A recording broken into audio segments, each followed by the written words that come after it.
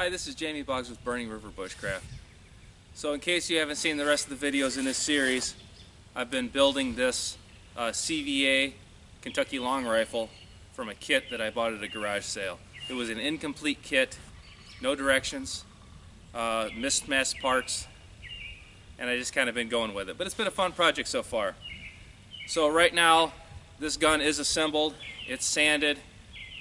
Before I apply finish, I'm going to shoot it into white to make sure my zero is at least within a reasonable working range and that everything's about like I like it before I finish the steel and put a finish on the stock.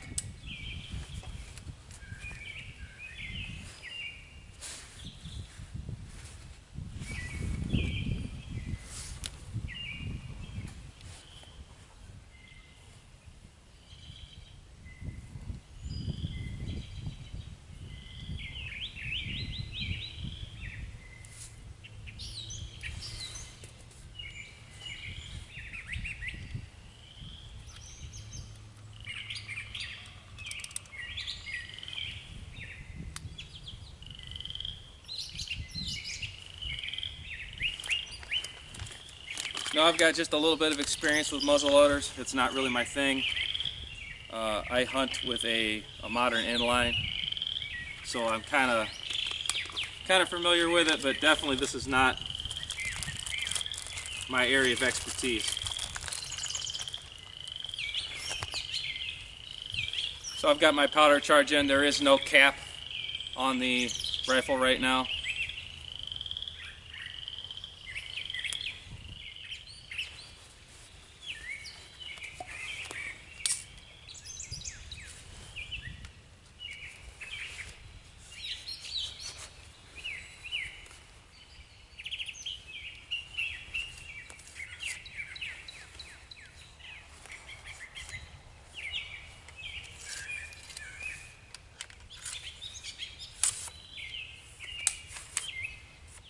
Alright, I placed a measured amount of black powder in the barrel, followed by a lubricated wad and a ball.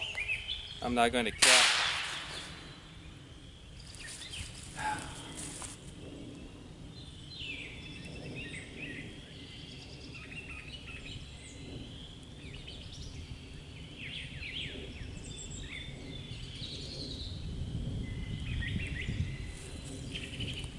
Alright, I pulled the nipple off before I started this mess. Again, I got this at a garage sale, so I don't know what kind of shape the vent or anything was in before I started. So far, not so good. There we go. So that took 3 caps before I finally cleared through and got to the charge. So in this case, this was a hang fire. Now this happens with modern firearms also. It's a whole lot more likely to happen with muzzle loaders. So, I kept the muzzle in a safe direction at all time. I ran a couple more caps through, trying to get to the powder, and it worked. If this did not, I was already thinking through in my head what I was going to do. In no way, shape, or form would I have pointed this gun at anything I wasn't willing to shoot. I would have taken it back, probably let it sit for a day, maybe longer out in the barn. Then I believe they make like a screw attachment that you would stick down into the barrel end and thread it into the lead ball and pull it out. I've also seen like a CO2 kind of arrangement on the back where you actually blow it out the front. But since I am not an expert at all with black powder, something I wasn't quite prepared for. But just going back to my previous smokeless firearm training, you know what to do. But first round, went down range. I will see if I'm on paper, and we'll try it a few more times.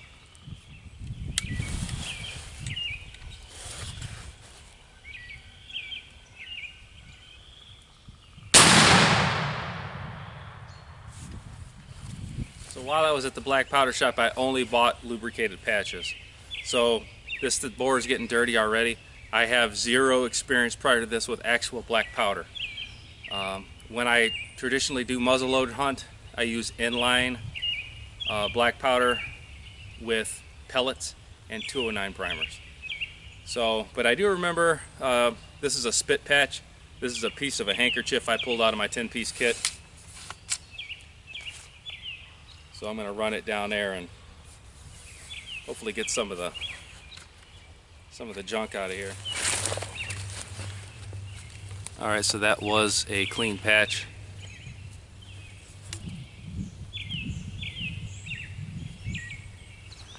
Hopefully that helps in the loading process.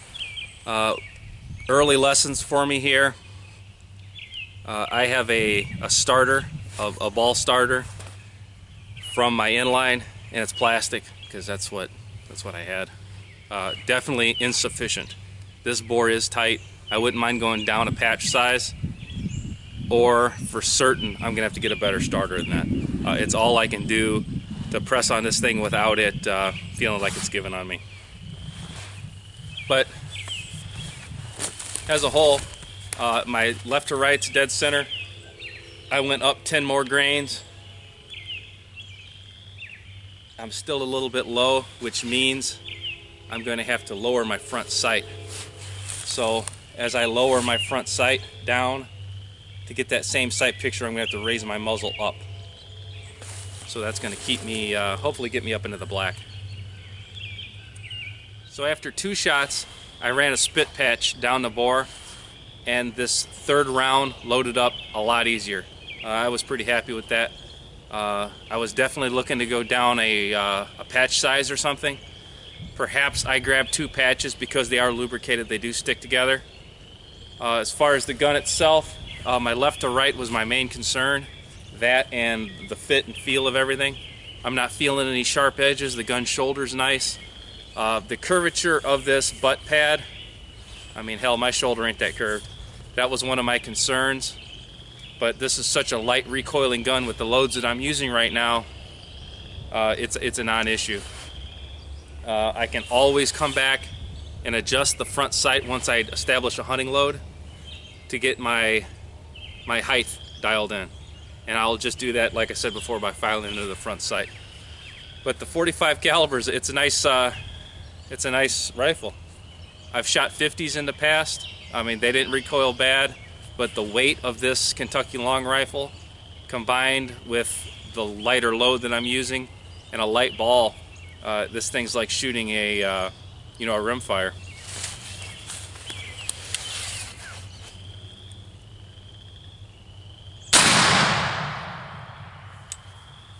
Except it makes a lot more smoke.